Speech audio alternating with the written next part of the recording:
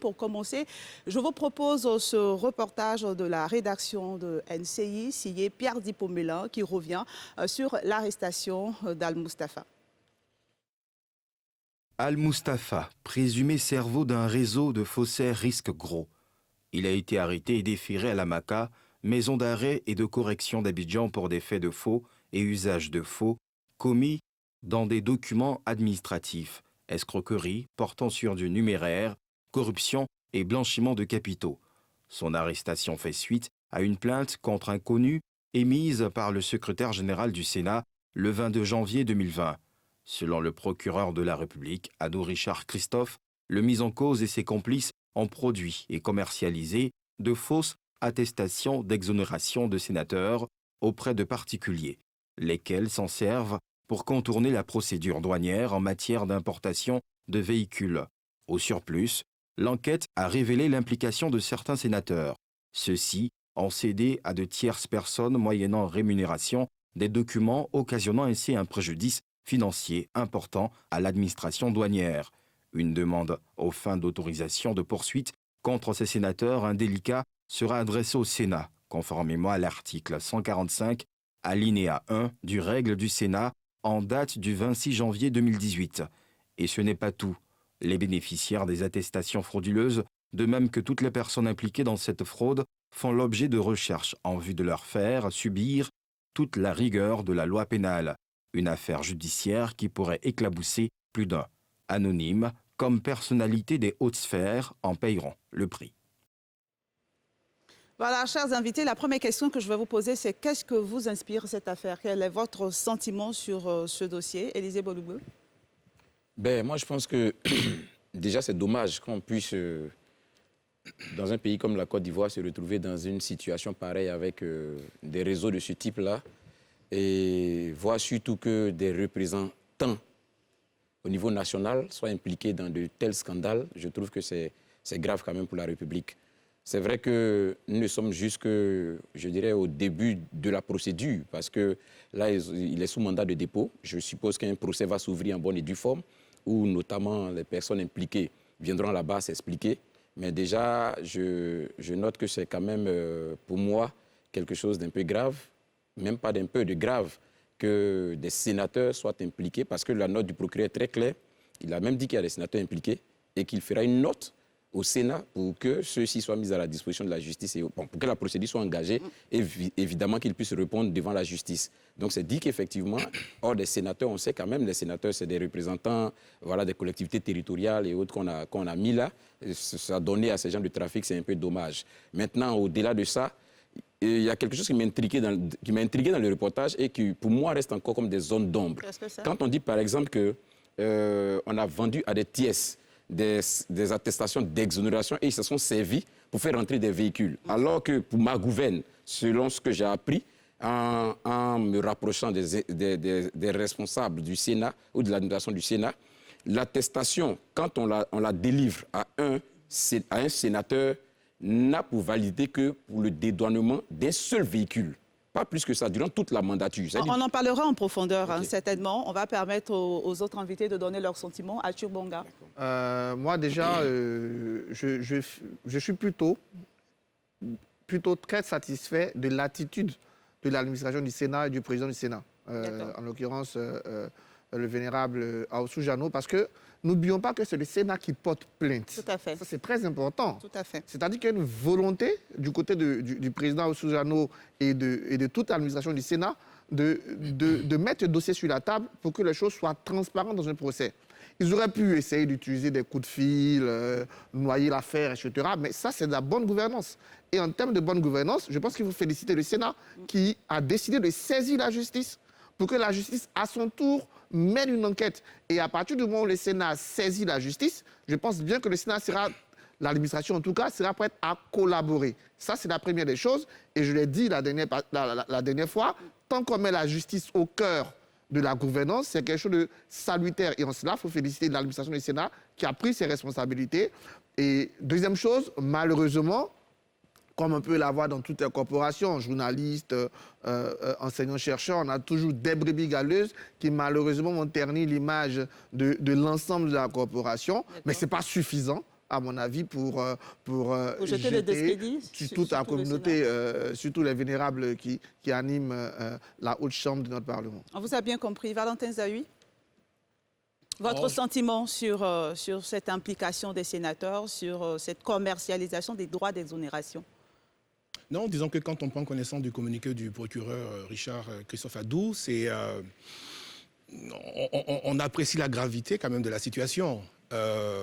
Après, nous sommes à un stade où une enquête est ouverte, c'est une information judiciaire ouverte au niveau du pôle pénal, économique et financier.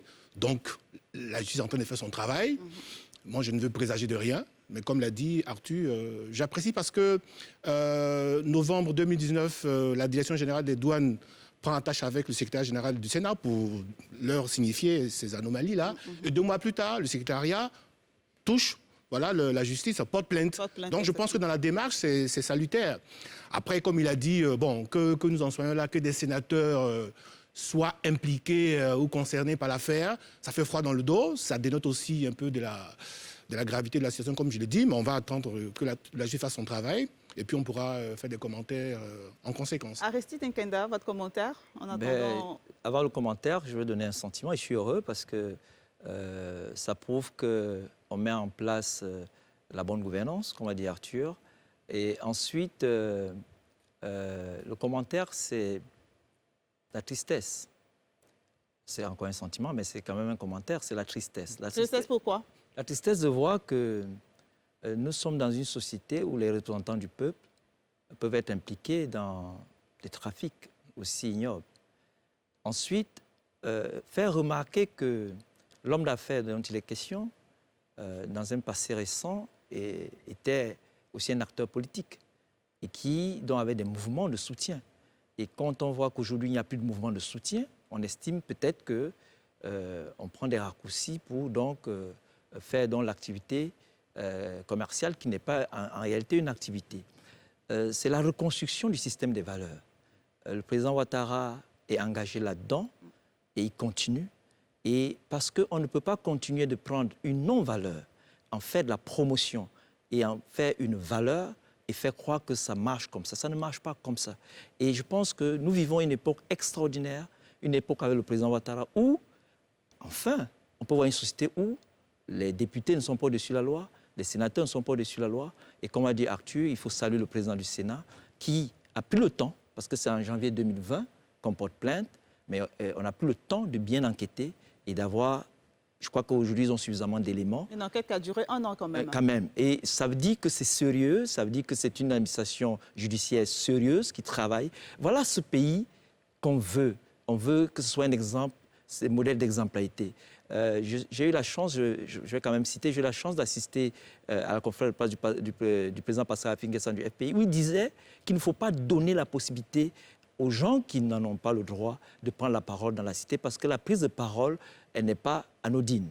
C'est une prise de parole courageuse, mais elle doit être responsable. Prendre la parole, ça veut dire qu'on pose des actes. Et je pense que cet individu, que je ne vais pas citer son nom dans cette émission, parce que moi, j'estime qu'il ne mérite pas que je cite son nom. Oui, c'est mon droit. Je ne peux pas citer son nom. Et pourquoi vous estimez qu'il ne mérite pas? Que je cite son nom parce que, justement, ce genre de pratique, mais il ne mérite pas qu'on cite son nom dans une émission parce que c'est faire sa promotion. D'accord. Sinclair Verroula. Moi, je pense que le vent de nettoyage de l'administration qui a commencé avec les DG, parce qu'on a vu avec les DG et autres, qui a commencé, si ce vent-là peut se poursuivre, c'est tant mieux. Le nettoyage dans des institutions.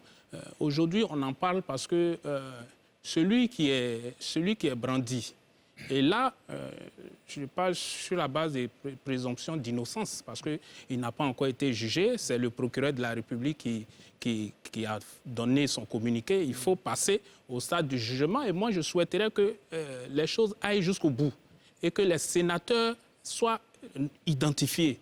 Qu'ils soient identifiés, qu'ils répondent des actes qu'ils ont posés et qu'il faut donner un signal fort dans ce qui se fait. Parce que c'est vrai, c'est Al-Mustafa. Al-Mustafa, des rumeurs l'ont présenté comme une personnalité qui n'est pas de très bonne moralité. Des choses ont couru autour de sa personne. c'est le dindon de la farce. Mais qui est derrière? Vous allez nous dire pourquoi c'est le dindon de la farce. Je reviendrai vers vous, Maître Suemi Émile. Oui. Votre sentiment sur cette affaire en tant qu'homme de droit? En tant qu'homme de droit, la première appréciation que je fais, c'est que pour moi, c'est un véritable c'est scandaleux qu'on puisse être face à cette affaire parce qu'on parle quand même du Sénat, qui est l'une des plus grandes institutions du pays. Et quand le procureur dans son communiqué, affirme, après 1 an d'enquête, que l'enquête a révélé que des sénateurs sont impliqués, pour moi, c'est très grave. Parce qu'on parle quand même d'hommes politiques qui sont au sommet de l'État, qui sont appelés à donner de l'exemple, qui sont appelés à voter des lois qui régissent ce pays, que ces personnes-là puissent se prêter au jeu décrit par le procureur, pour moi, c'est scandaleux. Et nous espérons, l'enquête ne fait que commencer parce que le procureur l'a dit, il a requis l'ouverture d'une information. Aujourd'hui, un individu a été placé sous mandat de dépôt, mais il est évident, quand on écoute le procureur, que c'est un véritable réseau, il y a certainement plusieurs personnes. Donc nous attendons, nous espérons que l'enquête, donc l'information judiciaire que va conduire le juge, va permettre vraiment de démanteler le réseau. Mais la question qui se pose justement, et j'aimerais vous la poser, c'est comment en Côte d'Ivoire on peut commercialiser des droits d'exonération, ce réseau. Quelle peut être donc l'implication des sénateurs de tout ce réseau? Sont-ils des victimes, des facilitateurs? Achubanga? Moi, déjà, je peux vous assurer qu'il y a plein de sénateurs qui sont des victimes. Je vous donne je ne citerai pas de nom, puisque je n'ai pas l'autorisation, mais il y a des sénateurs qui n'ont jamais utilisé leur attestation. Et pendant l'enquête, on se rend compte qu'ils l'ont utilisé, donc ils sont victimes. Il y a des sénateurs qui ont utilisé leur attestation de bonne foi sur un véhicule, comme le permet la loi, et qui se retrouvent cités dans 3-4 véhicules. Comment peut-il être victime? J'imagine que la douane a la liste des sénateurs. Si, bien sûr. C'est pour ça que la douane remarque une anomalie. Elle saisit le Sénat en décembre 2019. Le Sénat prend le temps d'analyser la situation, 2 mois d'enquête interne, et le Sénat fournit des pièces à la justice. C'est que le Sénat ramène à la justice des attestations fausses, des cartes d'identité de sénateurs qui ont été falsifiées, du faux et d'usage du faux. Donc c'est le Sénat qui saisit la justice sur la base d'une enquête interne. Donc qu'il y ait des sénateurs, on ne sait pas dans quelle proportion d'ailleurs, l'enquête nous permettra de le dire, mais il faut quand même signaler que la grande majorité des sénateurs sont d'abord victimes parce que plein d'entre eux n'ont même pas utilisé leur attestation et ils se retrouvent cités. Comme je l'ai dit, il y a d'autres qui ont utilisé l'attestation une seule fois et qui se sont cités 3 fois. Et donc, l'enquête, la bonne gouvernance, en fait, elle vient du Sénat. Moi, je veux qu'on insiste là-dessus, puisqu'on est en train de parler de gens qui vont salir l'institution. C'est normal par leur attitude scandaleuse. Mais n'oublions pas que de l'autre côté, c'est l'institution qui prend ses responsabilités. Et donc, c'est l'institution qui fait le pas vers la bonne gouvernance. C'est elle qui porte plainte pour que la lumière soit établie. Et donc, à partir du moment où il y a cela, je peux dire... Il faut plutôt s'en féliciter et être honoré d'un Sénat qui collabore pour la bonne gouvernance. Mais il n'y a que des sénateurs. Après, le faux usage de faux, ça existe partout. Elvin, demain matin, vous pouvez vous retrouver sur la place avec votre carte d'identité falsifiée. Nous sommes en Côte d'Ivoire. Vous pouvez retrouver Maître Suivi, qui est avocat, peut retrouver son passeport sur une scène de crime, un faux passeport. Donc ça, c'est des choses qu'on voit de façon, je vais dire répétée, même si au niveau des sénateurs, ça peut scandaliser, je comprends. Il faut quand même noter que c'est le Sénat qui fait le pas vers la bonne gouvernance. D'accord, on vous a bien compris. Élisée? Mais moi, je pense qu'on est devant des Ivoiriens. Il serait bien qu'on fasse un peu de pédagogie pour que ceux qui nous suivent quand même puissent comprendre l'affaire. Parce que même si c'est vrai que le procureur a fait un communiqué qui semble être assez explicite, mais comme je le disais tout à l'heure, il y a quelques zones d'ombre qui méritent quand même d'être éclairées. Voici comment ça se passe. Chaque sénateur, lorsqu'il est élu, a droit à une attestation d'exonération qui lui permet de pouvoir faire rentrer un véhicule avec des caractéristiques précises. Et cela une seule fois durant sa mandature. Qui dure 5 ans. Qui dure 5 ans. En dehors de ça, il ne peut plus. Il n'a pas droit ni à 2 ni à 3. L'administration douanière a la liste, parce que si le citoyen lambda sait qui sont ceux qui sont les sénateurs, ce n'est pas l'administration douanière qui n'a pas, puisqu'elle est chargée de faire suivre ça. Elle a donc la liste des sénateurs qui, eux, méritent. Quand je dis qu'il y a des points qui, eux, méritent de bénéficier de ce droit d'exonération, quand je dis qu'il y a des points d'ombre, on se pose bien la question de savoir. C'est vrai qu'aujourd'hui, quand on écoute Atu, il y a eu cette volonté des uns et des autres, notamment dans cette douanière de saisie, le Sénat qui a noté l'anomalie et tout ça. Mais on peut se poser une autre question. Laquelle? Mais d'où vient-il qu'il y ait des sénateurs, des noms de sénateurs qui aient bénéficié 2, voire 3 fois d'exonération quand on sait que la loi ne l'autorise pas? Parce que ces exonérations dont ils ont bénéficié, les dédouanements de ces véhicules sont passés par l'administration douanière. Logiquement, il y a un fichier, de sorte que lorsqu'un nom a été déjà une fois bénéficiaire d'exonération, ne peut plus être bénéficiaire une seconde fois. D'où vient-il que certains ont été 2 fois, 3 fois? Ça veut dire qu'il y a quelque part une complicité interne. Je n'irai pas vite en besogne parce que je le suis. Une complicité interne à quel niveau? Au niveau de la douane? De l'administration douanière. De l'administration douanière, il y a quand même une lumière qui doit être faite. On doit clarifier comment se fait-il qu'un fichier qui est censé être un fichier unique puisse aujourd'hui permettre que des personnes aient bénéficié, voire 2, 3 fois d'exonération. Comme je le dis, encore des points d'homme qui méritent d'être éclairés. Mais en plus de ça, quand on finit, il y a les... Quand j'écoute Atu, ce qu'il dit est juste. Et effectivement, le Sénat a initié cette plainte et tout ça. Mais aujourd'hui, on ne dispose pas, en termes de proportion, de ceux-là qui sont cités. Donc, on ne peut pas présager déjà que, disons, la grande majorité sont victimes et tout ça. Je serais bien intéressé, peut-être qu'il me donne sa source sur cette question, parce que le procureur n'en parle pas. Tout est-il que le procureur les ferme sur une chose. Les sénateurs sont impliqués. Voilà, il y a des sénateurs qui sont complices de ce réseau. D'accord. Le communiqué le dit. Maître Suy, j'ai vu que vous voulez réagir. Oui, je voulais dire que c'est l'enquête, l'information qui va nous permettre de savoir quels sont les sénateurs qui sont victimes et quels sont les sénateurs qui ont participé activement à tout ça. Acteurs. Mais ce qu'on retient déjà, c'est que le procureur dit qu'il y a des sénateurs qui ont remis leurs attestations à des tiers. Ça veut dire que dans ce cas, le sénateur reçoit bien une attestation qui doit lui profiter et qu'il cède à un tiers. Dans quelles circonstances? Mais il n'a pas le droit de céder selon la loi. C'est pourquoi j'ai dit l'implication des sénateurs peut être à 2 niveaux. Soit parce qu'ils ont participé activement au réseau, soit parce qu'ils ont été victimes parce que leurs attestations ont pu être falsifiées. Parce que quand ils parlent de sénateurs qui ont pu importer 2 ou 3 véhicules, ça pose automatiquement même le problème de la responsabilité de la douane, puisque par mandature, un sénateur a droit à un seul véhicule. Donc, lorsque le sénateur utilise pour la première fois une attestation et importe un véhicule, au cours de la même période de 5 ans, ce sénateur ne peut pas importer un deuxième véhicule, un troisième véhicule, sans que cela ne puisse attirer l'attention de la douane si les choses sont bien organisées, parce qu'on parle quand même de 99 sénateurs, ce n'est pas des millions de personnes pour qu'on dise qu'on ne peut pas faire une vérification. Aristide Nkenda, votre avis, à quel niveau peut se trouver l'implication des sénateurs? Selon vous, sont-ils victimes? Sont-ils des acteurs? Oui, c'est les 2 cas. Il y a ceux qui sont victimes, et le procureur l'a dit, comme a dit Maître Suy, il y a des sénateurs qui sont impliqués. Mais ce que je vais dire, c'est que ce sujet, cette crise économique pose le problème de ceux qui sont en difficulté avec la loi dans la société. C'est-à-dire, il y a une catégorie de population qui pense qu'on peut brûler les étapes, on peut tricher, on peut concevoir la vie autrement au lieu de passer par les règles. Et ceux-là sont généralement des manipulateurs, ils sont très fins, ils sont très vrais dans le faux, c'est-à-dire qu'ils excellent dans le faux, et ceux-là arrivent à faire miroiter à certains qui sont faibles d'esprit le fait qu'on peut créer des conditions donc, pour gagner l'argent malhonnêtement.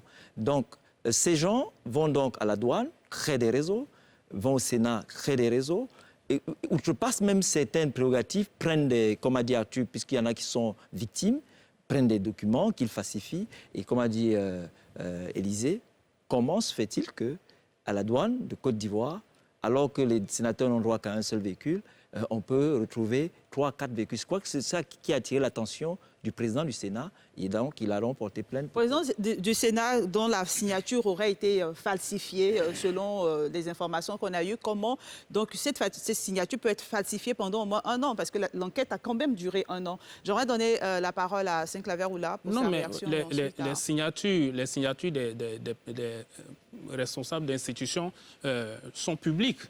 On retrouve ces signatures-là. Il y a des diplômes même qu'on falsifie avec des signatures et autres dans des cyber et un peu partout. Donc, falsifier, retrouver la signature du président du Sénat et la falsifier, c'est comme de l'eau à boire. Donc, quand des personnes sont de mauvaise moralité, elles peuvent se procurer ces signatures-là et même des documents et puis y apposer ces signatures tout simplement. Mais moi, j'aimerais revenir un peu sur ce que Dr Arthur Banga a dit. Je pense que si on s'en tient à ce qu'il a dit, qu'il y a des sénateurs qui eux aussi ont été victimes, je pense qu'à ce stade, le procureur de la République il n'aurait pas encore terminé son enquête. Et je pense que l'enquête se poursuit. Et je leur ai dit, c'est pendant le procès que la vérité sera établie. Parce que lui, mon confrère l'a relevé tout à l'heure, Boloubé, ce n'est pas possible qu'une seule personnalité puisse importer 3 à 4 véhicules dans les fichiers de la douane. Cela va nous ramener encore à un autre scandale qu'on a connu à la douane, le scandale du guichet unique. Donc il y a vraiment problème. Il y a problème dans la gestion même de notre administration, dans la gestion de nos fichiers.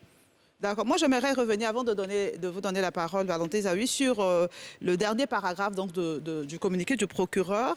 Je suis d'accord, quand vous parlez de victimes, il parle de poursuite, en fait. Donc, peut-on poursuivre des victimes? Il dit, le procureur de la République tient à indiquer, s'agissant des sénateurs impliqués dans ces faits, qu'une demande aux fins d'autorisation de poursuite sera adressée au Sénat. Donc, c'est une demande aux fins d'autorisation de poursuite. Valentin Zahui, vous avez souhaité. Parce qu'un sénateur jouit de l'immunité parlementaire. Donc, il y a une disposition particulière. Je suppose que c'est par rapport à ça que le point est dit. Je vais revenir d'un mot sur le fait qu'on parle d'une situation délicate. Autant la Direction générale des douanes fait la démarche de se rapprocher du Sénat pour signifier à cette institution quelques pratiques frauduleuses, là, c'est une très bonne chose. Alors, et en même temps, et tu fais bien de le dire, je l'ai dit ici à l'entente de mon propos, aussi l'administration du Sénat fait la démarche vers le système judiciaire pour porter plainte, pour dire que bon, voilà. Donc ça veut dire que l'administration du Sénat, a priori, n'est pas mise en cause ici. C'est pas ça le sujet. Le fait est que, certainement, dans cette institution, il y a des citoyens, il y a des responsables, des gens qui ont été élus par le peuple souverain et qui, malheureusement, peut-être sont trompés de pratiques.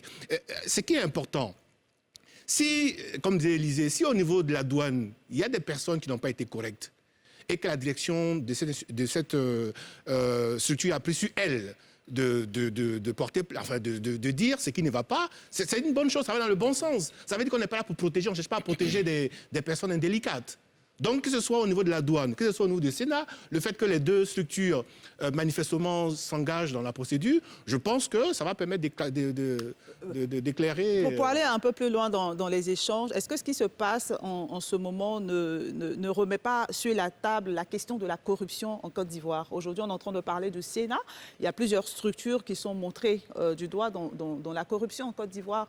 Arthur Banga. J'allais en venir. Hein. Je vais dire, quand on va sortir maintenant des particularités, c'est-à-dire du Sénat, de l'administration, etc., il y a deux leçons intéressantes. La première leçon que moi je mets au crédit, j'ajoute l'administration de la douane et du Sénat, c'est cette volonté de bonne gouvernance, de saisir la justice quand on a un souci. Et d'ailleurs, c'est la meilleure façon de se protéger elle-même en tant qu'administration. C'est la première des choses. La deuxième des choses, et pour revenir à ce que Aristide disait tout à l'heure, bon, moi je vais plutôt voir le côté positif, c'est que petit à petit, on revient à une Côte d'Ivoire de valeurs, où les non-valeurs seront poursuivies par la justice. Parce que ce n'est qu'un réseau, il le dit, l'enquête pourra, parce qu'il y a plein de secteurs de l'administration qui sont ces exonérations-là. Sans doute le réseau allait toucher là-bas. Il ne faut pas bien même ceux qui achètent en bonne et due forme. Quand M. X sait qu'il n'a pas le droit à cette exonération, qu'il l'utilise. Donc c'est toute la société. Mais le côté positif pour moi, c'est que de plus en plus, dans notre pays, on prend conscience qu'on est dans une dégringolade. Et que si on ne revient pas à nos valeurs, si on ne revient pas au fondement de notre nation, c'est-à-dire l'union, la discipline et le travail, si on ne met pas aux valeurs traditionnelles de l'Afrique, on va se mettre tous en danger. Et aujourd'hui, je suis très content que ce scandale explose parce qu'il va montrer, et j'emprunte le mot non-valeur à mon voisin de gauche, Aristide, pour dire oui, il faut combattre les non-valeurs. Et ça, c'est une façon de combattre les non-valeurs. C'est une façon de permettre à la Côte d'Ivoire de faire un pas très intéressant vers la bonne gouvernance. Aristide?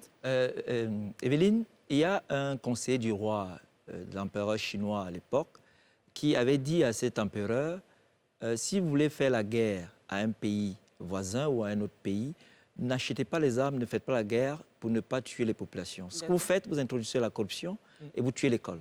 Au bout de 2 décennies, vous aurez un pays gouverné par des voleurs et un pays d'ignorants.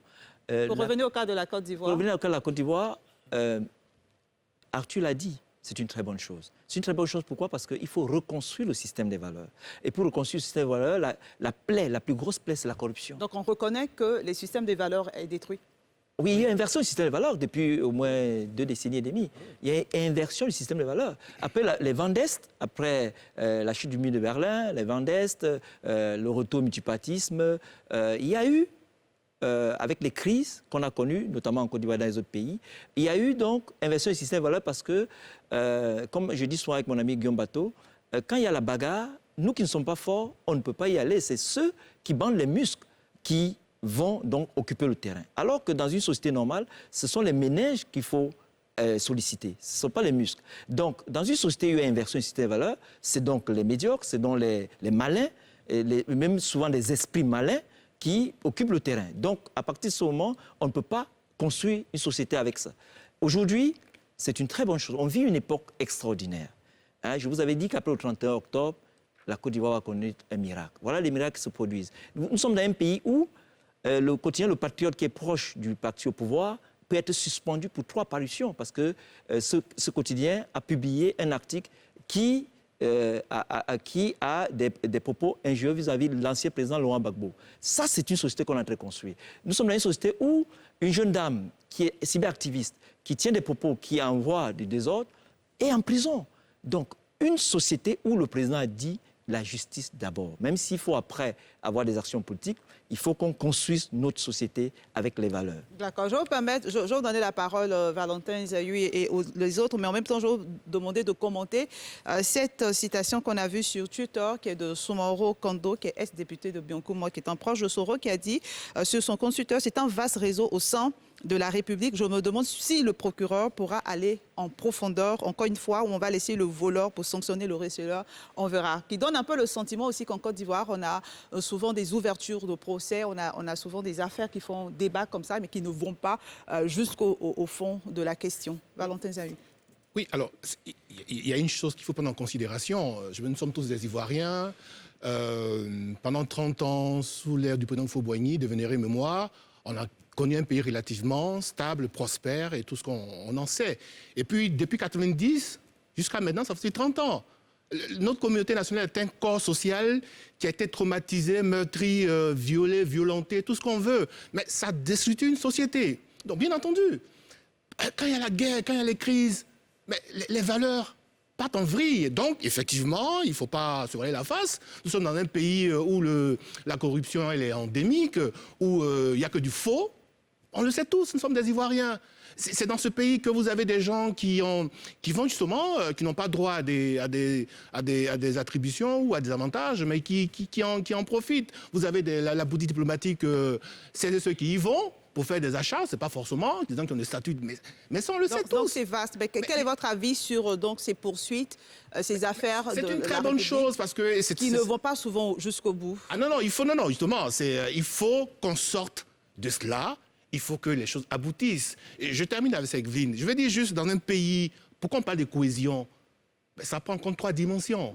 Très rapidement, il y a la dimension culturelle qui dispose que chacun de nous, on vient des sphères différentes, donc on n'a pas les mêmes normes et valeurs culturelles, mais ça nous détermine et c'est heureux. Et nos différences sont des richesses. Il y a la dimension organique qui fait que les citoyens que nous sommes, nous avons des ambitions, on veut se réaliser, aussi bien individuellement que collectivement. Donc l'État doit nous donner la chance de nous réaliser. C'est la notion de l'égalité des chances. Est-ce qu'on l'a tous? La question reste posée. Et la dernière dimension, elle est structurelle. mais justement qui est là pour réguler les choses. Et la justice a un rôle important. Donc si des personnes qui n'ont pas droit de bénéficier des avantages qui sont dans les pratiques frauduleuses prennent ce risque-là, il faut bien que la justice leur dise, nous sommes dans un pays qui est organisé et bon, ils doivent subir la rigueur de la loi. Donc ça, c'est une très bonne chose. Il faut s'en féliciter. Bon, j'aimerais revenir sur le tweet de Soumaoro Kando. Il faut dire que lui, ce n'est pas n'importe qui, c'est un ancien député. Et il a été député à l'Assemblée nationale. Et à l'Assemblée nationale aussi, on parle d'exonération des taxes et autres. Donc, quand il le dit, il sait de quoi il parle. Parce qu'aujourd'hui, c'est parce que c'est le Sénat qui a porté plainte, qui est sur la place publique. Mais vous pensez que ça s'étend également il y a à bien l'Assemblée d'autres nationale? institutions, mais c'est lui qui le dit. Donc, c'est comme je le disais tantôt. Lui, il dit c'est un vaste réseau au sein de la République, sans citer une autre Voilà, bien sûr. institution. Il dit c'est un vaste réseau au sein de la République, mais l'Assemblée nationale fait partie de la République. Donc, je pense que c'est des choses il faut voir de près. Il faut voir de près la gestion de nos institutions, comme vous l'avez dit tout à l'heure, la corruption. Et il ne faudrait pas que des personnalités pensent qu'elles sont intouchables. Parce qu'elles appartiennent au bon parti politique et au pouvoir, parce qu'elles occupent une certaine position dans la société, donc elles peuvent faire n'importe quoi. Je pense qu'il faut que, autant que nous soyons tous égaux devant la loi. Au niveau de la loi. Oui, Élisée. OK, moi je note deux choses. Je pense d'abord dans un premier temps que ce qui vient de se passer, ou du moins ce que vient de révéler le procureur, va servir de prétexte pour que ce genre d'enquête-là se généralise à tout le système. Parce que je reste pertinemment convaincu que, bien évidemment, quand il évoque le thème de réseau, c'est-à-dire que c'est quelque chose quand même vraiment qui est vaste. Donc je reste pertinemment convaincu qu'effectivement, il y a plusieurs secteurs de la République qui certainement... Qui sont concernés. Voilà, qui sont concernés.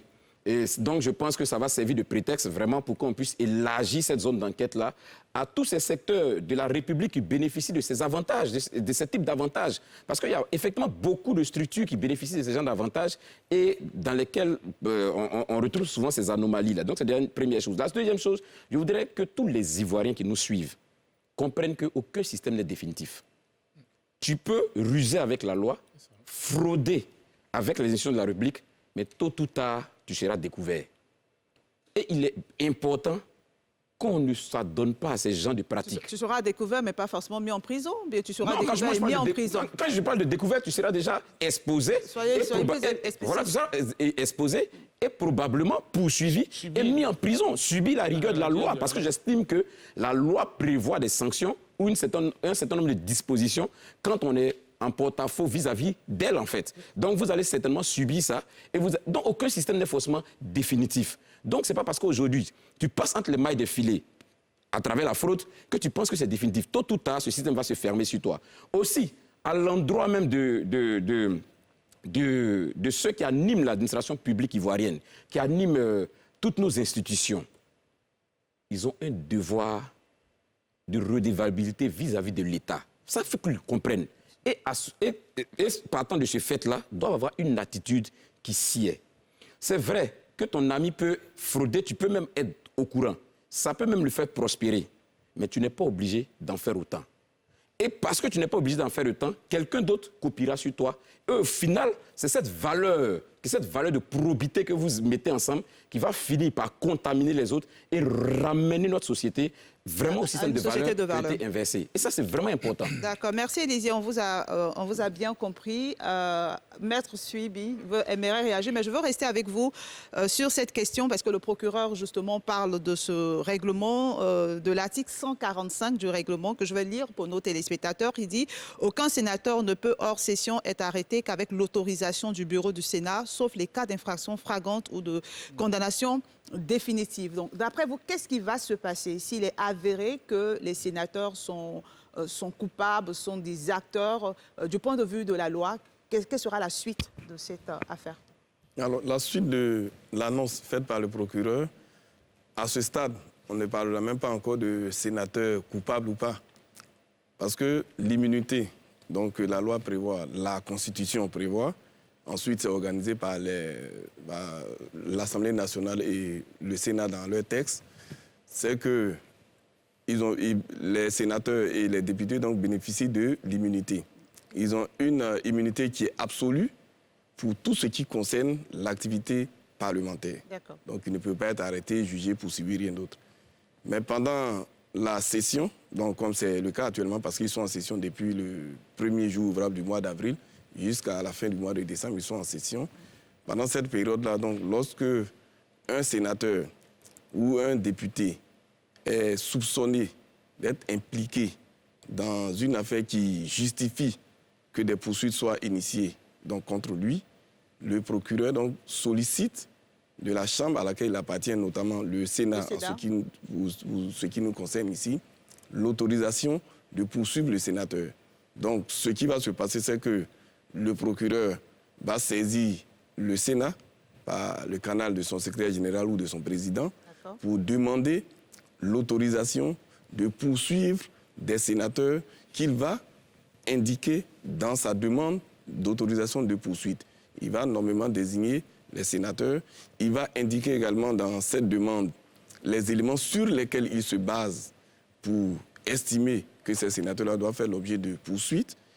Selon la loi, donc selon le règlement, une commission donc sera mise en place au niveau du Sénat qui va examiner les faits et le Sénat sera donc appelé à voter une résolution pour autoriser les poursuites ou refuser. Le Sénat peut refuser. Oui, peut refuser de faire droit à la demande du procureur parce qu'ils vont recevoir un dossier, ils vont l'examiner, ils vont regarder le contour du dossier et ils vont se prononcer. Et une fois que le Sénat donc, va autoriser les poursuites, le procureur pourra, dans le dossier qui est déjà ouvert au niveau du juge, donc demander au juge d'étendre les poursuites aux sénateurs dont la poursuite aura été autorisée par le Sénat. D'accord. Merci pour ce éclairage. Non, juste une précision, maître. Je crois que dans le cas de l'immunité, ça ne concerne pas le flagrant délit. C'est-à-dire que dans ce cas, parce que c'est une procédure, mais si c'est un flagrant délit, on n'a pas besoin de passer par cette procédure. Oui, non. Quand on prend un flagrant délit, il n'y a pas de question d'immunité. Ça veut dire, je donne un exemple pour que les téléspectateurs comprennent.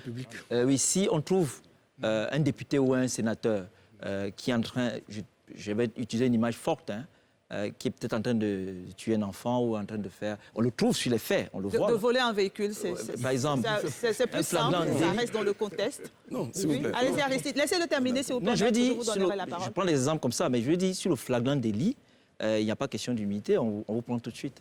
Maître Subi, vous voulez réagir? En fait, je ne parle pas du flagrant. Je n'ai pas parlé de tous les aspects de l'immunité. Je parle du dossier. Parce que visiblement, on n'est pas dans un cadre de flagrant délit, puisque le procureur lui-même déjà annonce qu'il va demander au Sénat l'autorisation de les poursuivre. Il nous indique si on est dans un cadre de flagrant délit, il n'y a pas besoin de demander une quelconque autorisation. Ils sont poursuivis et ça, c'est quand on est hors session. Parce qu'il faut aussi le préciser. Parce que tout dépend. Quand on est en pleine session, ce n'est pas la même chose que lorsqu'on est hors session. Et lorsqu'on est dans un cas de flagrant délit. Or, ici, visiblement, le procureur lui-même estime qu'on n'est pas dans un cas de flagrant délit, puisqu'il dit qu'il va faire une demande au Sénat, au bureau du Sénat. Non, je voulais juste faire la précision, ce n'était pas pour contredire Maître, je voulais juste que Maître explique, parce qu'il y a aussi le flagrant délit.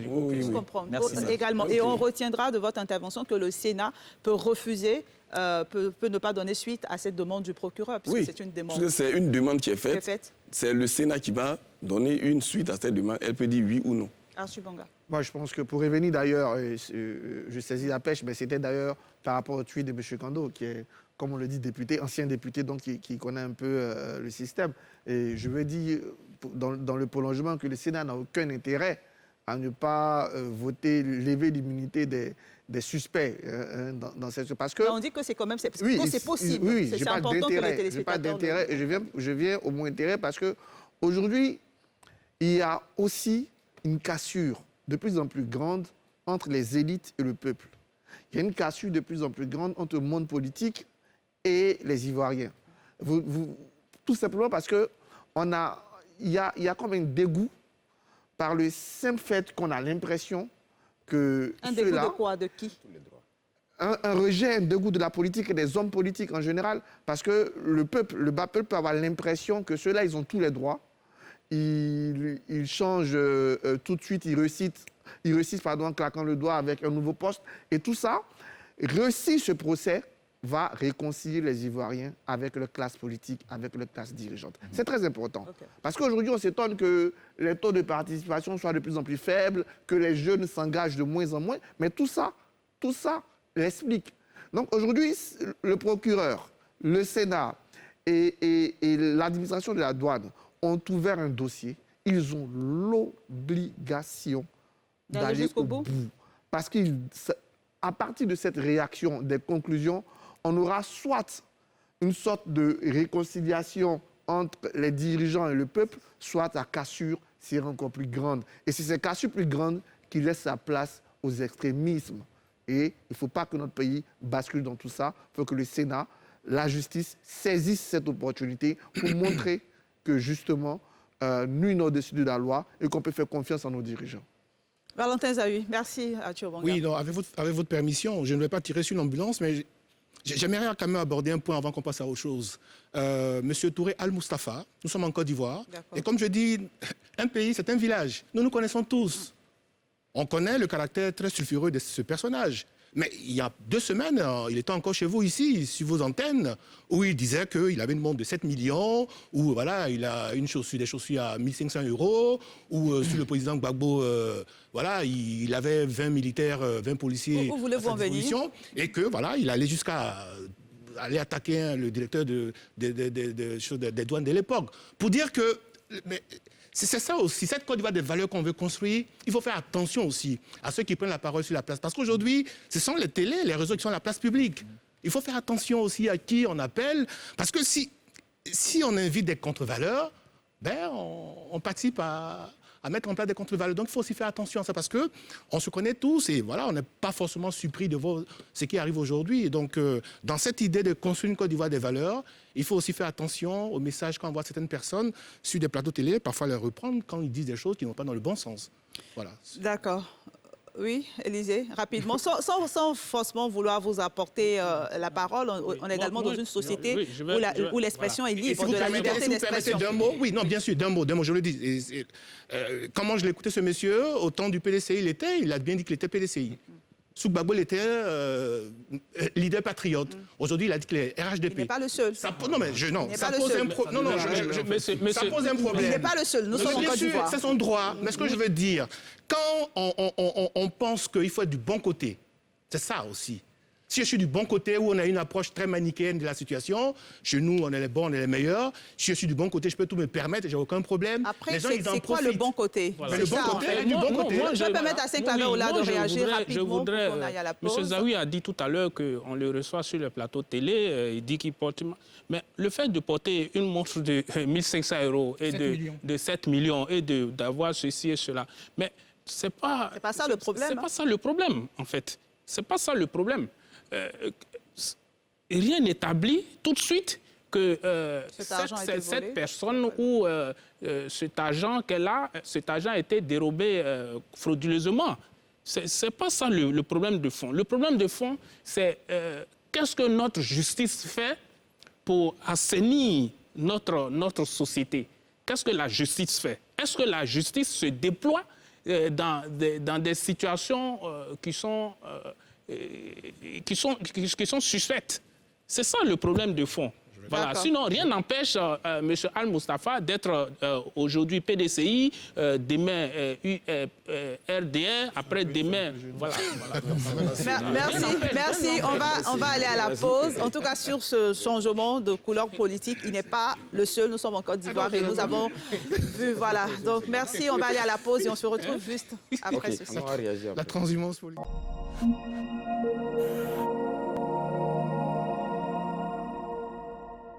En marche, vous êtes dans NCI 360. Nous sommes en train de parler de l'affaire Al-Mustafa qui défraie la chronique et la Saint-Claver Oulard avait justement la parole. Terminez votre intervention, ensuite Valentin Zahui, vous réagissez. Oui, non, je disais, je reviens là-dessus. Je dis, c'est notre justice qui doit véritablement faire son travail aujourd'hui. Quand on est, tout à l'heure, mes confrères parlaient d'une société de non-valeurs, mais qui institue les valeurs? C'est la justice. Quand à un moment donné, nos politiques et autres ont démissionné, c'est notre justice qui doit être transparente. Donc c'est cela que Al-Mustafa, il gagne son argent, il ne gagne pas son argent. C'est la justice qui doit chercher à voir les origines de cette fortune. Donc il faut que notre justice travaille et qu'elle soit transparente. Valentin Zahui. Non, juste parce que je crois que je n'ai pas eu le temps de faire ma chute. En fait, en évoquant le point, c'était aussi faire appel au travail de la police économique. Parce que je crois que c'est M. Gbato qui en parle la dernière fois. Il y a des gens qui tuent 200 000 francs et qui ont un train de vie ou qui ont des immeubles. Je veux dire, c'est aussi ça le rôle de la police. Parce qu'autrement, on est tous des citoyens. On peut rentrer, on peut faire des choses qui ne sont pas bien. Mais c'est de faire aussi attention entre ce que je fais comme activité et ce que le train de vie, il faut quand même mettre de l'ordre. C'est aussi ça. C'est par rapport à ça que j'avais évoqué le point concernant M. Al-Moussafa. D'accord. Aristide, et on va fermer ce chapitre. Vous dites que, vous disiez tout à l'heure, Evelyne, que les dossiers qu'on ouvre et qui ne vont pas jusqu'à la fin. Non, c'était avant. Il faut qu'on update nos disques durs. Nous sommes dans une ère qui s'ouvre, une ère nouvelle. Et les dossiers, dans cette période, iront jusqu'au bout. Moi, j'ai l'espoir que ça va aller jusqu'au bout. Et pour rejoindre Saint-Claver, il faut justement que les pouvoirs soient séparés et que le pouvoir judiciaire fasse son travail en toute liberté, en toute quiétude. Merci, on vous a bien compris.